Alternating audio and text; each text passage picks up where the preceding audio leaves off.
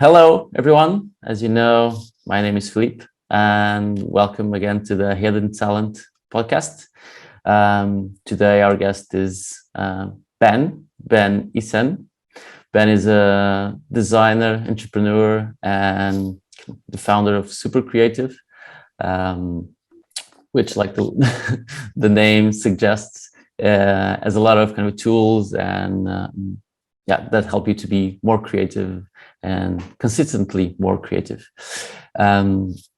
Tools and ideas, and I personally have used it, and we'll go deeper into that in a second. Yeah, As you know, kind of the podcast is mostly about interviewing builders, creators, and people that cannot stand still and just doing one thing, and going deeper on their journeys, kind of giving visibility to their learnings, their experiments, their failures and successes, and what we can learn from those kind of experiences.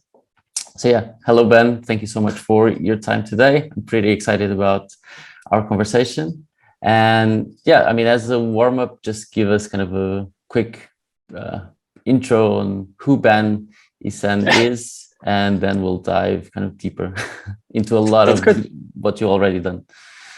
Thank you so much. Thank you for inviting me to this podcast. I definitely cannot stand still. If that's who this podcast is for, or who you're interviewing, I cannot stand still, and I have to create. So if I have to present myself, I created this website called Supercreative more than 2 years ago now. And Supercreative is sort of my umbrella brand to launch a lot of different tools to help freelancers earn a living from their ideas. And some of the tools that I've launched to help them is, for example, a tool to create invoices, a tool to find webflow gigs, a tool to listen to nice music, and right now I'm working on a tool to help freelancers make referrals to other freelancers. So that's super creative. I usually tend to work in a couple of week cycles. So I'll work on the current project for about 2 months, and then move on to the next one. And I make a good living from these products. Some of them are paid, some of them are free. The free ones bring an audience to Super Creative, and the paid ones enable Super Creative to grow and hire other people when I need to. So that's a bit about Super Creative. And I guess the reason why I'm building Super Creative is because I grew up with two parents who are, one, my dad is an entrepreneur and my mom is a freelance designer. And I kind of grew up designing and launching projects. And when I finished my degree, my university, I knew I wanted to build a company, and I knew it would be about design. And I thought, well, I have a competitive advantage, which is I know what my mom's problems are because I live with her. And at the time, she had a hard time finding new clients. So I thought I would make a tool to help her and other really talented designers find work. And so I started working on this tool called Super Creative, and it kind of evolved into, as I said, this kind of portfolio of different tools now. But that's it. I'm just making the short pitch is I'm making tools for my mom and for myself, I guess, and in short cycles. And I wouldn't want to do anything else in the world than just create these tools. And it's the dream. I mean, I'm glad to hear that that you're living the dream and that you're doing exactly what makes you fulfilled. Yeah. exactly. But yeah, but I mean, I want to go deeper, of course, in not only into what super creative is, but a lot about kind of your process, how you kind of remain consistent, kind of using those cycles from a personal perspective, and also kind of this balance between kind of working very focused on one thing for 2 months and then changing to a completely kind of unrelated thing. But before we go there, let's just kind of get an idea. You already mentioned kind of your parents, and that's usually kind of interesting influence. But what happened? You said that you wanted to kind of work in design, kind of related design, but that was not what you studied in the Yeah, beginning, was right. it? Right. So I grew up in a different countries, but I did my high school in France and then decided I would study in Spain. Um, and kind of the default choice, I really wanted to create companies, and uh, my default choice was to go to a business school to learn that. And turns out business schools are great to become managers, but not so great to actually like create a business from the ground up. Um, so I was a bit frustrated during my university years, and I used that time to learn how to code basic stuff, and I used that time also to train my design skills. A few years before university, I had started freelancing for people that saw my portfolio online, and I created logos and animations for them. Um, of course, yeah, my mom being a graphic designer kind of influenced me, I guess. I thought her work was really cool, and I wanted to build beautiful things or design beautiful things. So that's what I did. It turns out, yeah, in business school, I was I didn't find what I wanted to find, so I used the time to learn other things, which makes it up, right? And and yeah, the reason why I thought I had to build a company rather than join another company um, was that I would learn faster by making all the errors myself. I would learn. And I really started super creative, thinking, well, it's going to be a few years to build. I'm going to experiment a lot with it. I'll make all the possible the errors possible, and then if I ever want to build another company or another project afterward, I'll have all that experience. And yeah, I guess super creative now is very much a vehicle for exploration. Um, I spent a lot of time kind of in divergence, looking at different ideas. And then when I feel like the cycle has started, I then converge and build these tools very quickly with no code tools like Webflow and Figma. And yeah, it's pretty cool now that pe- people like me who haven't been to either a very technical school or a design school can just launch things online. Um, yeah, it's Yeah, I was thinking you were speaking. I was thinking. I mean, you mentioned that you weren't learning the kind of things you wanted to learn in school, and that you kind of learned uh, for yourself. And kind of this yeah, kind of profile, and there's kind of course, more people similar to you, kind of that burning to desire to create new stuff and to experiment with stuff. And mm, I was thinking that. Do you think people kind of with this kind of need and this profile, is there any kind of formal education for them? Do you think learning by doing is the way to go? So kind of uh, yeah, quit school D- as early as you can and kind of go into the real world. right. Well, I got a job offer on like the third week into university, and I was so close to take that job offer, but I didn't because of what my dad said, which convinced me, and which I'm glad you told me, I guess, which was during 4 years of university, society is asking nothing of you. And so it's the perfect 4 years of your life to experiment and learn a ton of things. But once you start being in the professional world, it's harder to go back to studying. It's harder for everything. So use those 4 years to experiment and learn. And I guess that's what I had, like, that's how I used my 4 years.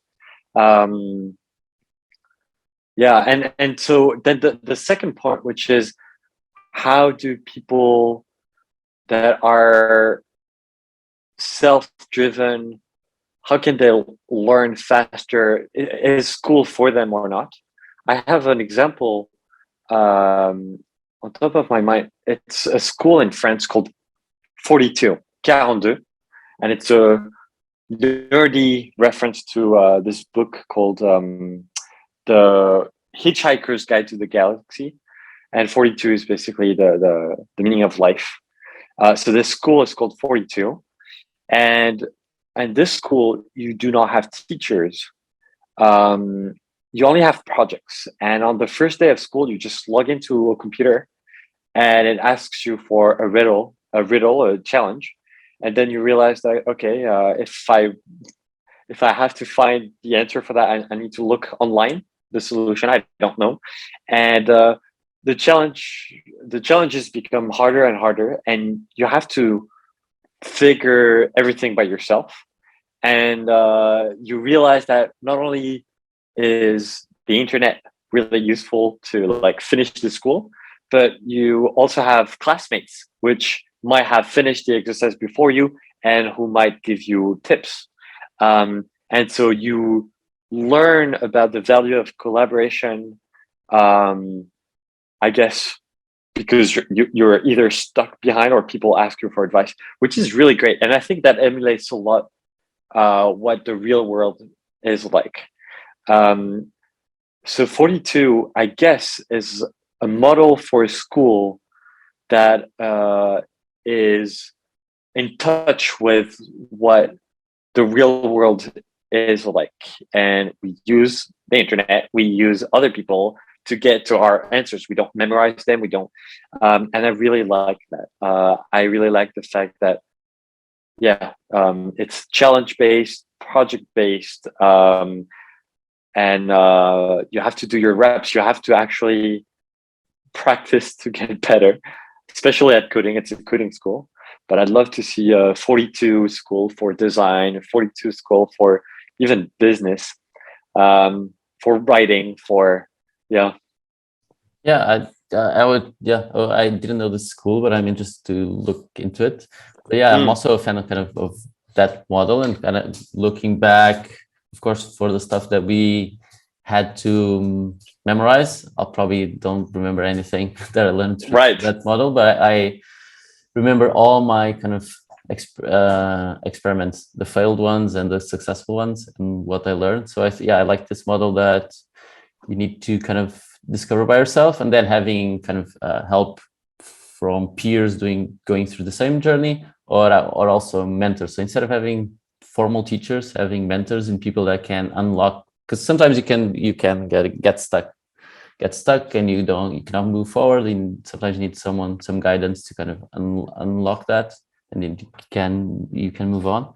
And it's interesting because we at Talent Protocol we were kind of thinking about summer internships, and we didn't want to have just a regular summer internship because I don't think matches what we do. And now actually what we are doing is similar to this in a way. So it's, instead of being rewarded for being available from 9 to 5, or being, because we're remote, but in other cases being in an office from this time to that time, we're kind of using the kind of bounty system, which is more common to see in the Web3 world. So basically, instead of the internship being 3 months and you get paid for those 3 months, you have free kind of bounties, free projects that you need to conclude. You get paid an amount for each one of these projects when they are finished, and you even have kind of a success fee. So if you kind of go over the desired outcomes, you even get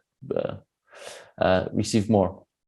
And not only kind of the rewarding system is different, but it's also makes the idea is making especially interns much more autonomous and not very dependent on someone telling them what to do. So you have a challenge, then you need to kind of figure out how to kind of crack that challenge and deliver those outcomes. And yeah, I think it's beneficial for all parties. And yeah, I think your model that you're talking about, I think people will become much more autonomous and ready for the real world much quicker. Because usually what people say is that, okay, you're studying, then you finish university, and that's actually when you start learning. Now forget everything you learned. Now you're gonna start learning. And I'm curious, how do you see kind of this balance? I know kind of from and being kind of a freelancer, entrepreneur, founder, kind of the difference between the kind of having a job versus kind of making your own path, and not asking kind of course what is better, because it's each person is different, but kind of from your perspective, what kind of are the good things about following a career path like yours, and the advantages and good and bad things about following the other one. So kind of I'm trying to put myself in the shoes of people that, okay, I'm in university now, I'm getting out of it, what paths should I follow? And for example, if they know, in your case, what's kind of the good things, the advantages of kind of the lifestyle and career that you chose, could help other people make that For decision. sure, the advantages of my job, which I would describe as sort of solopreneur, or I'm creating these tools kind of by myself. I do hire other freelancers, but on an occasional basis. The advantages are autonomy. I think about an idea. I think whether it should exist or not. I determine how I want to make this idea come to life, and then I execute it by my own. Of course, I have to talk to users and gather feedback, uh, and all of that. But it's really fulfilling to know that your career is entirely in your hands, and that's one thing. The second thing is everything that I'm building is a sort of a brick I'm slowly adding up bricks to build a huge house. Um, every video that I make, I love making videos, and I make videos for Super Creative. Every video that I make, every tool that I release is actually sort of this almost self-sustaining organism that just lives a life of its own, and it creates different touch points for people to discover Super Creative, discover me. And because everything's digital, they don't die, they just stay there. And so every minute, every hour, every day of me working is actually to build something that is advantageous for me in the long term. This is not the case if I were to spend my time as an employee to someone who this time I can't get back, and I'm only increasing the value of something that I do not have ownership of. Whether as an individual contributor or as a manager, it doesn't matter. I'm just, this is not my brick; it's someone else's brick. So that's the second real advantage, is that you're building wealth, and the easy consequence of that is that you're building skills. When you're building these new things, you're making these new videos, you're creating something, you're learning a lot. And all of these learnings you can reuse in other projects. So you become faster and more competent and better. So those are 3 advantages that I can think of top of mind like that. Drawbacks. First one, it's lonely. When you start, you don't know anything and you're stressed and you don't sleep well, and it feels like a status game sometimes, and you are trying to prove something to others, but most importantly to yourself. And it feels like what you're doing, no one else did before. So that loneliness can be difficult, but I think you do surmount it by, well, the way I surmount it is by doing collabs with other creators. So I'll create a new product and I'll think, oh, I really want to collab with this developer that I love, this influencer, this blah. That's one way. By hiring other people, it makes the journey less lonely, and by having mentors, I guess. So those are ways to fight the loneliness, I guess. Now I do not feel lonely at all, but I remember in the first 6 months I was. Second drawback is that you do not have a structure that tells you how to divide your time, your objectives, nothing. So it's the other side of autonomy. It's the dark side of autonomy. If you want to wake up at 11 a.m. every morning, you can. If you want to wake up at 5 a.m., you can. No one's going to tell you what to do.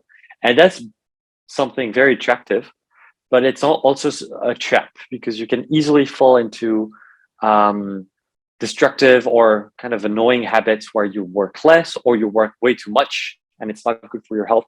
So there's no time bounding or time structuring structuring system in place. So you have to be very aware of how your time is spent. If you're in too many meetings, if you're just talking and at building, and just that that requires a lot of energy and time. Or I think I would just say I spend at least 20% of my time just figuring how I structure my time and my thoughts, and that's a lot, right? That's way more than if you were an employee, or if you have quote unquote a normal job. And that can be stressful. Yeah, it can be hard. That can be, and I guess if you do not have sort of goal-oriented mentality, if you don't really, if you're not self-driven, you're not going to last very long, and it's going to be very stressful, because when you start things by yourself and there's no map, you're making your own, tracing your own path, it's very easy to spend months without getting any money. So if you're not earning, after a while it gets stressful. So you either have to have I don't know, rich parents, or have to build a product that gets you sort of passive income. That's what I did. And so it just bought me time to experiment with bigger, cooler projects. Or you can get a job and then spend all your weekends and all the time you can on your fun side projects that you can monetize. But yeah, they're different models, but it's hard. I guess that's hard. You do get better at it with experience, that's for sure. Yeah, but I think, I mean, you mentioned, I think that was a really good breakdown and helpful. Of course, I think the advantages are more obvious. It's kind of the freedom to work on what kind of motivates you and what you're passionate about, kind of the ability to make those decisions and deciding kind of how you work, but especially kind of the drawbacks were interesting to know. And I think the issue of being, especially nowadays when much of our work is remote, kind of the loneliness can be a topic, but I think kind of you answer that well, kind of using mentors, collaborations, and kind of bringing other people into your own projects is interesting. But I want to kind of go a little bit deeper on the other one, to the fact that the other drawback, so having no structure, no map, like you said, it's a good expression. And it also kind of no less accountability. So you don't have to answer to anyone. So it's harder to be accountable just to yourself. But yeah, how kind of do you manage that? So in kind of more specific ways, kind of what are your routines? How do you spend your time? How do you decide how to kind of to spend your time? Yeah. So about accountability, great point. I wrote this article called "My Accountability Partner Made Me Write This." That's the title. And in this article, I describe a very simple mechanism that I've put in place 2 years ago, actually, where I do accountability deals with people who are interested in the same goal as me. And right now, I'll give you a very specific example. I have a deal with a friend, Michael, where every 2 weeks, both of us have to write and publish a new article online, something public, or else pay the other $50. So if I don't write anything and he writes something, then I owe him $50. If it's the other way around, he owes me $50. If none of us write anything, no one owes each other anything, and vice versa. The reason why that's been so effective is that it creates external pressure to deliver. I've lost money. I've lost, I think, in total maybe 250 euros from these deals. I've gained money, but in total, I've lost more. Because the hard, like, what it creates is a sense of urgency because you have a deadline. You say, okay, by Wednesday midnight, I want your link. Otherwise, PayPal me $50. That's an external pressure, and there's social accountability. So it works. It works really well. That's one way I've been kind of pushing myself to communicate, because it's very easy when you're a designer / developer, creator, maker, to just build your tiny little product and not talk and not communicate, not grow an audience. So that's one thing. The second thing is I've been challenging myself in very short cycles at first. I was designing, developing, launching new products every 2 weeks. That was way too fast. Now that now that I have some experience behind. But actually, well, I'll show you on camera. But for those who are listening, I have a countdown on my desk, and now it's more every 6 weeks that I create a new product. But I have this countdown always in front of me, where I spend time at the beginning just breaking down my project, and then trying to understand how much, like, what can I include in 6 weeks, what can I not include. One book that really inspired me to do this was this book called Shape Up by the guys who built Basecamp. And they work in similar 6-week cycles and make product decisions based on how much time like how much can we fit in 6 weeks? And I really like that. So that's what I'm doing, finding and defining a tempo, a creative tempo, and sticking with it. Again, I guess that's very similar to accountability partner, because you're setting a deadline and trying your best to reach it. Yeah, and I think in that case, what kind of makes it work is that it's always the same deadlines. Because I mean, we know that setting deadlines, of course, it's crucial, but setting deadlines for ourselves, if it's easy kind of to move them. So, okay, I just kind of move this deadline a little bit to a few days to the front, but by using kind of this model, which is going to go every 6 weeks, it's a new cycle. Right. If you kind of break it once, you kind of break the whole chain. So yeah, that's true. And actually, there's always that point where if you want to stick to it, you have to make it social. You have to commit publicly. So on the Super Creative website, I actually have the countdown, the 6 weeks countdown running every 6 weeks. So people know when I'll launch something new next. And that's motivating for sure. Yeah. Yep. What else? Do you have any kind of in terms of kind of routines, daily routines, kind of to organize yourself, to make you? We know that you have these 6 week cycles now. What happens inside us 6 weeks? Right. So when you're building something that feels new, you have to prototype. You have to try. You have to, and that's very.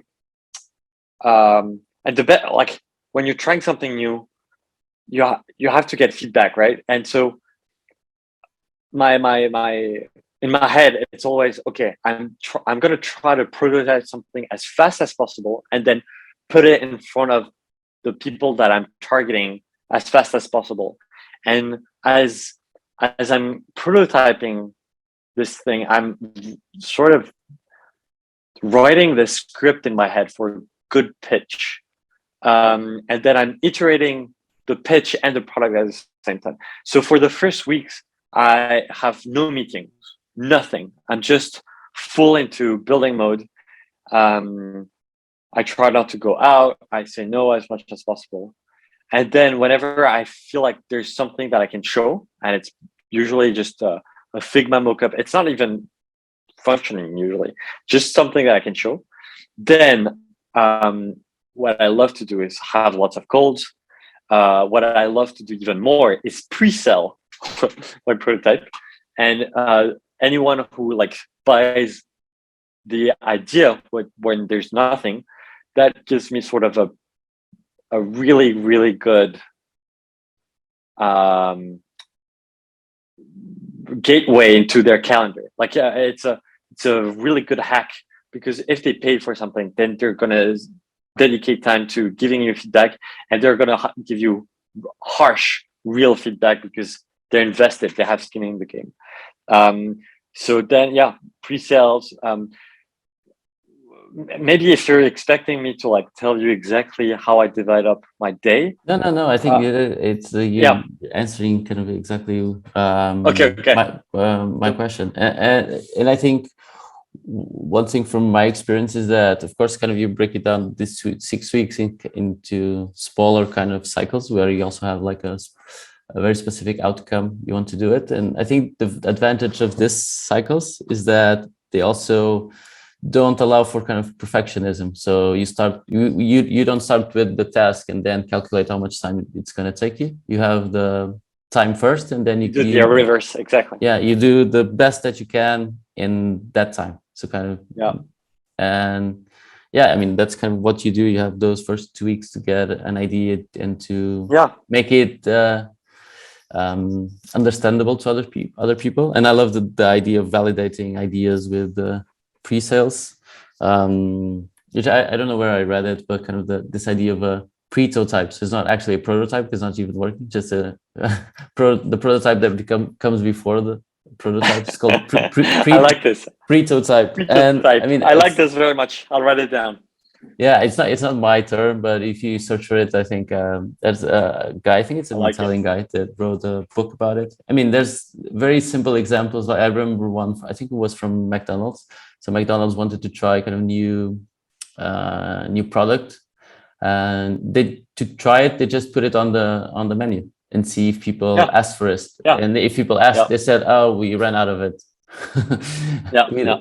And then get a simple thing that doesn't cost anything to validate if there's demand for that or not. And also kind of thinking, another example is kind of doing things in non-scalable and non-technological way first.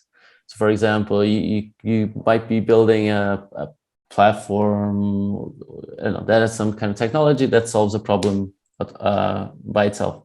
But to test kind of that, you can do it manually. You can be the one, instead of being code, you're the one actually having an Excel sheet and doing all the work that the machine will do. Yep. And then you just validate if that will work. And then if that works, you can actually build the technology. And I think this is good advice, especially for non-technical people that might think, oh, but I don't know how to code. I don't know kind of how to develop the ideas that I have. But you can do this. You can fake it. And I do want to make a comment. I don't like the fake it until they make it or fake it thing. If we zoom back, and I wrote an article about this called the hyper-freelance model, I do think it's an excellent thing to start with a service. To start, instead of trying to build a product, you build a service, and you try to understand the pain that you're solving by doing it yourself. That's like the consulting part. And then once you've sort of understood the basic ideas of a problem, you share that, and you might even want to like create a workshop around what you learned. That lets you iterate on the problem and the solutions you've come up. That's the education part. And then lastly, and that should help you get an audience. Like if you share that on YouTube or a paid thing, you get people to sign up. And then lastly, then you build a product with all the learnings you had from the service consulting, the education with the workshops and the courses and whatnot. And you have an audience. I wouldn't say like that's because the fake it until you make it is very no, I don't know. I don't like. Yeah. I agree. I mentioned faking that this is a technology when it's just a person doing the job. But I think it's exactly aligned with what you said. So if you do it manually first, then you learn what the actual pain and problem is that you're solving, and you kind of refine it until it's kind of ready to be productized and to scale it. But I mean, you touched this topic. I think this was a question I had for you anyway. Tell us more about kind of what the hyper freelancer model is, or what an hyper freelancer is. Freelancer is, yeah.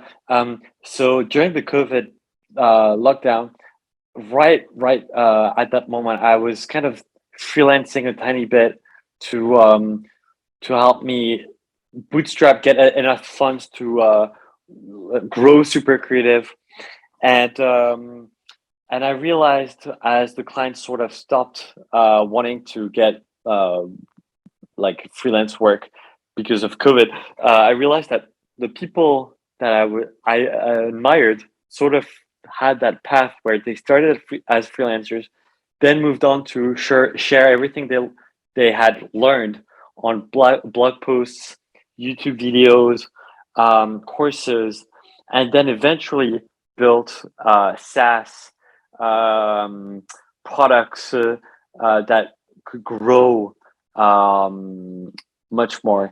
And so I made a small database of these people that I admired, and then I realized that yeah, I could.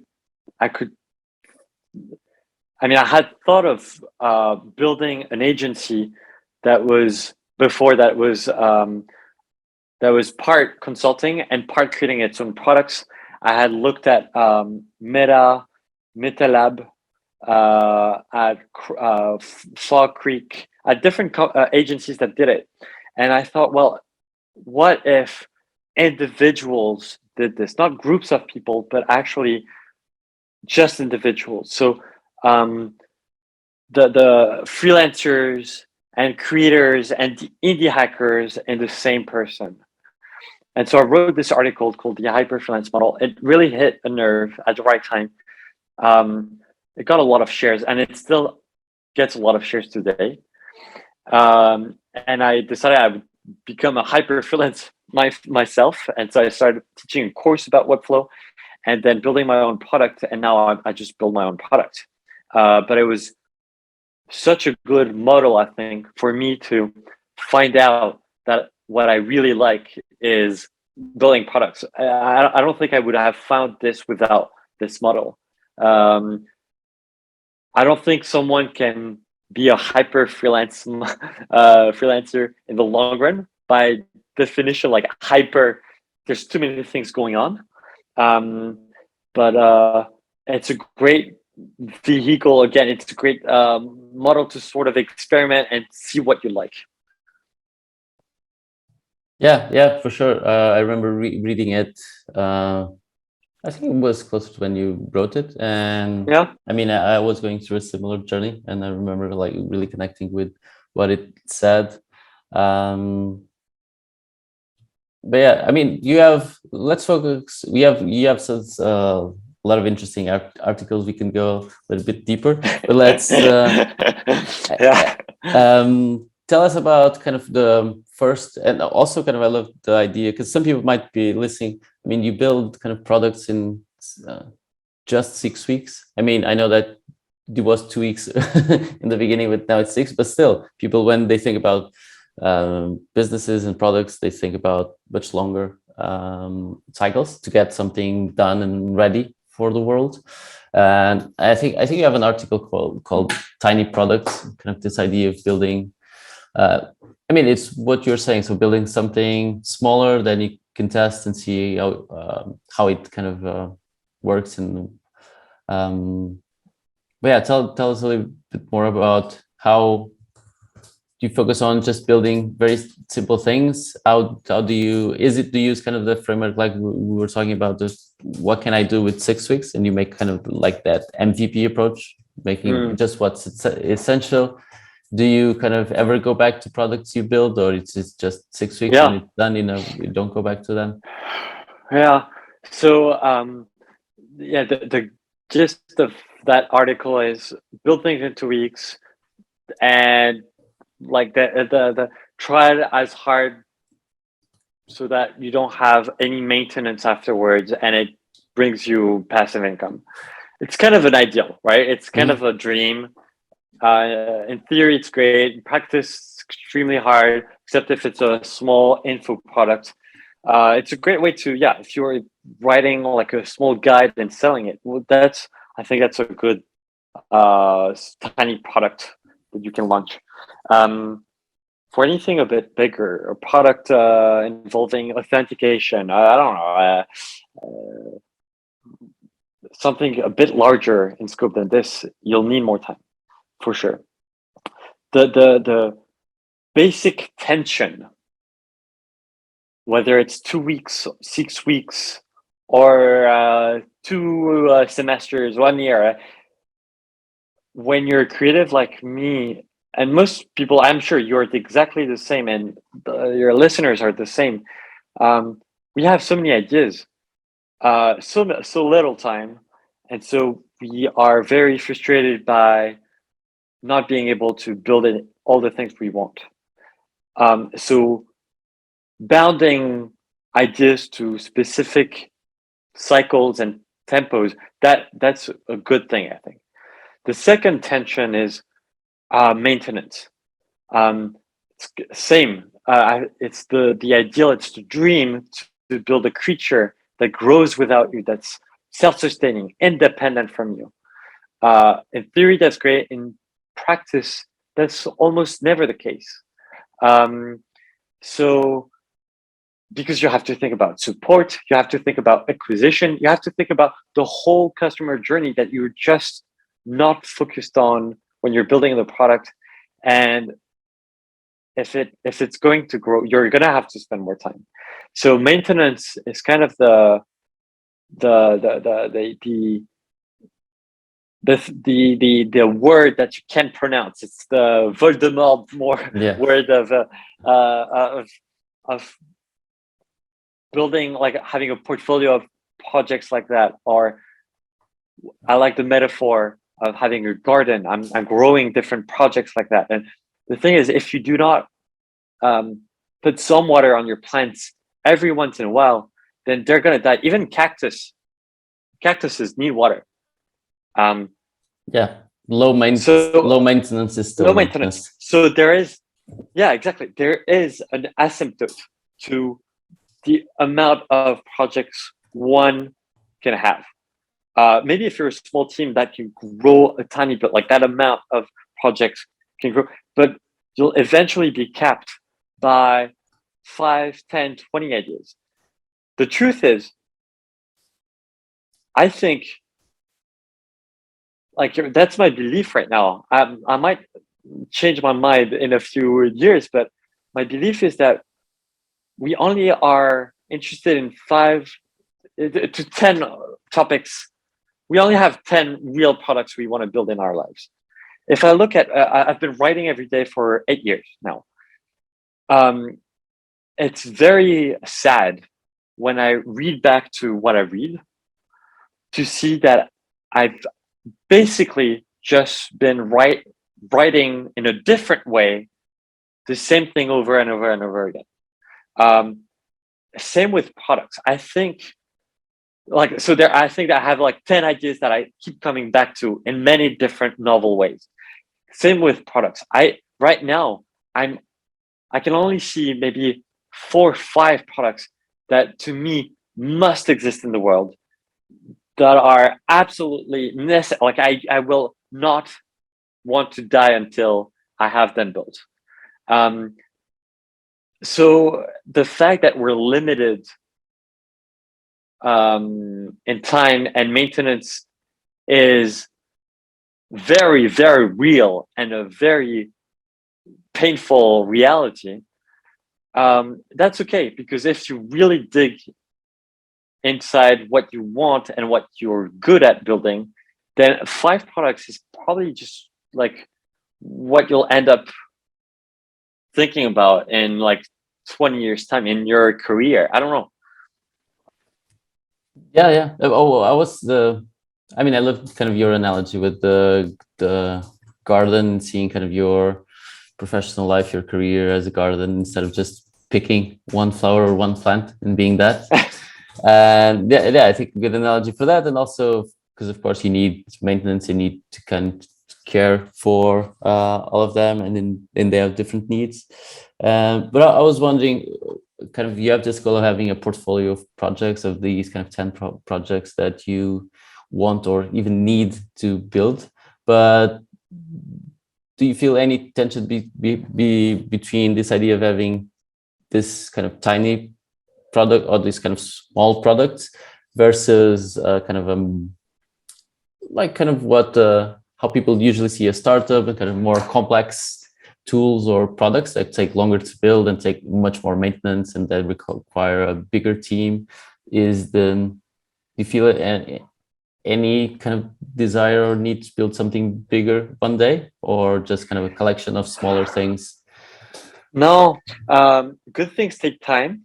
And I know that sounds very much like a cliche, but if you like, if you want to build something really, really cool, well, it's going to take a bit of time. Um, it just turns out that the tools that my mom needs and the things that I want are actually feasible. If I think about their essence, they're really good small products. They don't have to be huge. They don't have to be behemoth. Like in China, they have WeChat, and WeChat does everything. Um, I'd rather have, yeah, a couple of tools that solves very specific things. And actually, there's that line of thought that is pretty recurring, like that comes back often in Silicon Valley, is that most really big startups now started as small, insignificant, almost toys that just sold one thing. And I think the reason why that might be the case is that when you find finally something that just solves one pain point very well, then you're gonna you want to use that. Most people try to do too many things, you know. So um, it's actually a real strength to try to scope it down to a weekend project, to a 2 week cycle, to because you're going to like you can only solve one use case, and maybe that's better. Yeah, makes sense. I mean, I also like that expression that most kind of really disruptive companies, tools, products start as a toy. I mean, the first that came to mind was even Instagram, that just started as a way to kind of put filters on your photos. It was just that the only thing that did is that it made your photos look better and make you look like a better photographer. And you just chose between, like, I think the initial was like 7 or 9 filters, and you just choose one, and that's it. All that it did was that. Yeah, there you go. There you go. And yeah, but a toy that today does a lot more things. But yeah, let's go and kind of maybe select a few of your products just to highlight and kind of briefly discuss them. What was kind of the first one that you did? I remember that you did one kind of a series of Notion templates for Freelancer. Yeah. Was it that the first one? Yeah. I'm sorry. I'm just time out. I almost have no battery left in my microphone, so it might cut out. But yeah, I'll try to do my best. So Okay. to answer. So yeah, the one product that I built, the first one actually, is this info product called the Notion Pack, and that was 2 years ago in September 2020. Um, and I had just like for with my own experience and with my mom's experience, uh, written and followed a lot of different invoice templates, and I wanted to package everything inside one tool that I used, and that was Notion. And at the time, Notion wasn't really popular. Um, but I so thought, well, that's going to be a big tool, and I think a lot more people will use it. So, and at the time, there were a few people selling templates, individual templates for about $10, and I was the first one packaging everything inside a bundle, a pack, for a premium price, and that premium price was $80 at the time. Um, I built this landing page. I wrote this article. I created this small video, launched on Product Hunt, and it got 1,500 upvotes, which is kind of a lot, and brought $60,000 worth of sales. And that's kind of been my cash cow, the way I've been building. Like, yeah, it's been financing my other project basically. Um, I built afterwards a web radio, and it's running today. The real nice thing about that radio is that people log in, go to Super Creative, and listen to the radio, and they see, oh wow, there are 5 other people listening right now, and it's really good for my brand, for Super Creative, to because I have like the real fans of Super Creative. They hang out on the radio. That's really Yeah. cool. I built this. Well, actually, I'll go on the website and pick out a Yeah. few Yeah. Tell that us I kind liked. of your Uh, your favorites, yeah, or the most successful ones. 3 months ago, I designed and launched this with Super Creative. I hired a couple of freelancers to help me out. A thing called LearnFlow, which is a Webflow template to learn how to do no code in Webflow. Okay. And the business model here was that it was sponsored by no code tools and agencies, and that worked really well. A month ago, I launched Designer Path, which is a small quiz of 20 questions that I designed and built with Ryan Siegel from Flux Academy. You answer these 20 questions, and it tells you which kind of designer you should be. Let's say product designer, graphic designer, motion designer, and then it gives you all the resources that we think you should follow to become that type of designer, and that was very successful with new incoming designers of his audience and my audience. What else? Um, well, the one that I'm working on right now, I'm very excited about. Um, it's called Freelance, and it allows you to refer work that you can't take. So whenever after a few years, usually of professional experience, you'll eventually be frustrated because you get work requests that you can't take yourself. And so I built this with two other people. We built this really nice interface and experience to refer work to each other. And that's coming out soon, and that's going to be very big, I think. I'm very excited about it. So And yeah, hopefully people just yeah, just where can they kind of know more know about more these about. tools? As Yeah, absolutely. It's on the website supercreative.design. yeah, there's a lot of interesting content there, both Yeah, tools, products, yeah, blog posts. yeah. And I mean, you said that kind of you have like probably 10 products that you want to build throughout your life. Is there what's kind of one that you haven't started yet, but you know that you will eventually have to do it?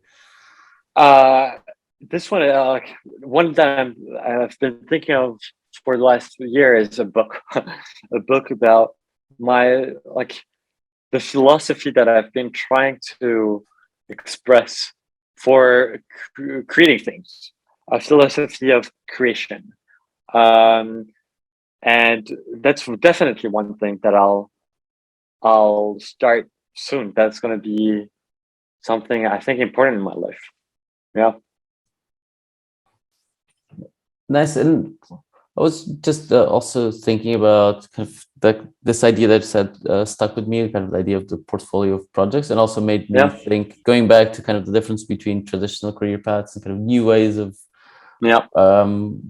working, which you're of course an excellent example of. How do you see kind of the difference between the old kind of resume and CVs and now and portfolios? Because even a lot of people think kind of portfolios are for designers and that's it, or for visual artists.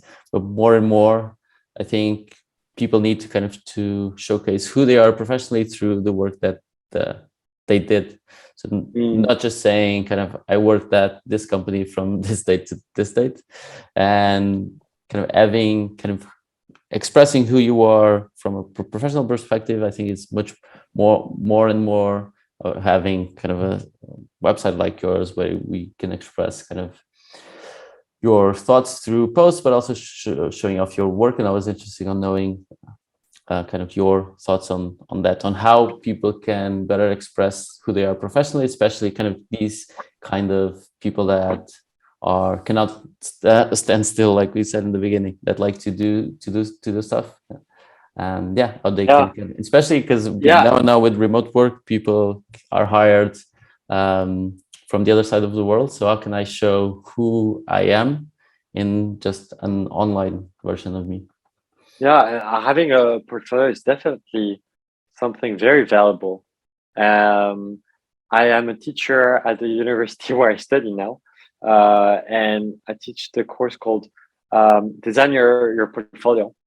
And so all the new students from this new bachelor program actually start the program with building their own portfolios where they'll be adding their student projects on there. And I think that's really clever because then, you can apply with definitely like very clear examples of what you built, how you added value.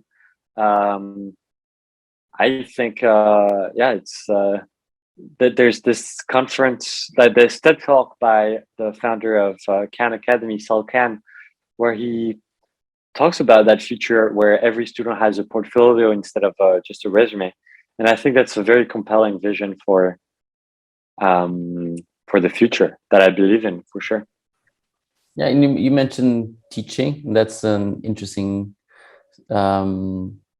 part of kind of who you are and what you do as well. So kind of, and I think teaching in your case has many forms. So kind of teaching a class in university, of course, but also kind of your writing is also teaching, your YouTube videos is also a way of teaching. How, yeah, what's kind of the role that teaching plays in your kind of career? How does teaching relate to your own learning? I'm not seeing it as teaching because first I'm 25, Yeah, and so I don't feel like I have the legitimacy to teach anything, let's say sharing. except maybe Okay, my younger sure. brother. Yeah, and sharing, I'm not even seeing it as sharing. When I write an article, it's to clarify something inside of me. When I make a video, there's so much. The weight is too much, and I have to offload it. And writing, making a video for me is the best way to do this. And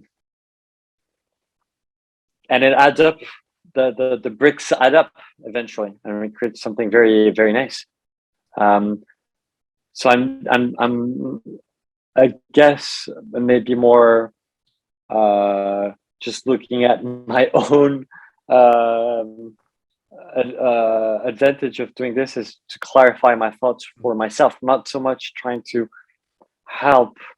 I know eventually that's what I'll want to do a lot more, but that's not my Yeah, it's my almost this focus idea right of now. you're learning in public, and that might make Yeah, easier yeah, for other people to learn as well. Because yeah, yeah, like you're having your own kind of notes from your class, and then you pass on all yeah, your notes to the people that didn't went to class, and they kind of yeah. accelerate other people's learnings. And why? I mean, kind of just to close the conversation, I was also interested about two things. One is about kind of your own journey doing content, YouTube videos, and kind of, which is kind of a very public thing to do, kind of putting yourself out there, kind of into the void. So kind of, why did you start doing it? How kind of was that process? How were the first ones? How making YouTube videos made you feel? And Um, then I'll ask the other there, questions. yeah. Okay. My it's a lot about my education. My dad had a camera. He would record us when we were little with my brothers, so I'd feel good in front of the camera. This is my third YouTube channel. I started one when I was 12, and then one when I was 16. Um, so it's always been something I liked doing. Thinking about a story and putting a lot of great ideas in there. That's um, that's just something I enjoy very very much. Um, so it was definitely for me when I thought, okay, I'm going to start a YouTube channel for Super Creative. It was because I felt like I needed to tell more than just through an article, um, and I wanted to grow my audience. But growing an audience just through YouTube these days is very hard. Um, but I'm glad I took. I think I took 6 months to really spend time on these first videos, and they're like the articles. They are gifts that keep on giving, like they're bricks that I'm using for to build everything else. Yeah, I also like that idea of looking at things as bricks, and you can Mm. start building a building. And Yeah, but that kind of also the flexibility that also you can see that as like Lego bricks, and you can building in one way, but then if you want to build a different thing, you can kind of put them in a different order and build a, but you have the, yeah, the Lego bricks that you can build bigger stuff with, like that analogy. I mean, one kind of last question, and a bit unrelated with the other ones, is that I think you wrote either an article or a video talking about failing as a digital nomad. Because I mean, usually that's, people associate all these things together, kind of being a freelancer, having the flexibility and being able to travel, and in your case it wasn't. At least the experiment didn't work as that well for you. And yeah, I was curious to know if you could share the learnings from that experience with other people. Yeah, so the context was that a friend of mine invited me to Mexico um, during COVID or right after COVID, and or during COVID actually. And I was very lucky to be able to fly over there for 4 months, and I worked really well at the beginning, but slowly faded, like slowly. Well, I eventually it was vacation. It wasn't work anymore. Um, and my conclusion from that experience was that digital nomads sell the dream of working from the beach, um, which is a very appealing dream, but it also creates a lot of tension, frustration, because if you're at the beach, you want to just relax. You don't want to work, and that's something that digital nomads don't really talk about, I guess. And I wanted to talk about this. I mean, after yeah, 2 months, I started going to parties. I started going to dance lessons. I started not focusing too much on my work, and that's fine, right? But it's just not hard work. That was my experience. It wasn't hard work, and my conclusion also was that, well, it's great to be there in vacation. Then it's very important to use that time to diverge and get new ideas. But then you eventually have to come back home, maybe in a city, something not as fun, and converge and focus on the ideas that you thought about during vacation and double down. That was my experience, and I think other people will see themselves pretty well in that story. Yeah. Yeah. I completely agree. I mean, it serves a purpose, but that clarity and awareness, if it might not work for you in terms of productivity and efficiency, and uh, it's yeah, which I think is a good learning and kind of balancing the two. A random question: do you also take vacations on 6 week cycles? No, no, no, no. But I'm thinking so much about how I structure my time, and I like the idea of, yeah, 6 weeks working and then 1 week off, and then 6 weeks, because you have to take a bit of time off. Um, when I would do the 2 week cycles, I would skip one weekend and then take a longer weekend after it was built. That can work too. Um, the creative output you're focusing on, whether it's a film, a book, software, YouTube videos, TikTok videos, dictates the tempo you should take. If you're doing TikTok videos, you should be releasing 2 or 3 videos a day. So that's your tempo. Um, my error was building software in 2 week cycles, where usually, well, it doesn't take 2 weeks. It takes longer. You know, Felipe, you know, and uh, that's it. That was just Mhm. yeah. Yeah, that's insightful as well. So last question to close our exciting conversation is a simple one. So not that simple actually, but I mean, we talked a lot about being creative, and the word creative appeared a lot in the podcast. And also creative is, I worked in kind of advertising in the creative industry for a few years, and I teach some people also. And there's a lot of people that have like kind of probably misconceptions with the word creative. A lot of people think they're not creative. So what does creative mean to you? What does, yeah, the word creative, when you call someone or something creative? Um, Something that's kind of unknown is that the definition of creative is that it's something new. Okay, that people like if you're creative, then you come up with new things. But the second part of the definition that people don't like, that's not often thought of or remembered, is that it has to be useful. Um, that's interesting. That's interesting to me. So yeah, to me, like creative, it's yeah, having ideas and then making them. uh, Yeah, there's two sides of it. It's great being creative. You can see creative as not only having good ideas, but the ability to deliver them. yeah, let's see it online. Relating to the use of imagination to create something. Oh yeah, I guess my mental of model for creative, for the word creative, matches the definition. Yeah, Yeah, but yeah, I think now that I'm kind of thinking about it, a lot of people associate creative with having ideas, and as you see from that definition, it means actually creating something, so bringing something new yeah, to the world. So I think execution is yeah. crucial. That's and the thing is, creative is a very recent word. It's less than 100 years old.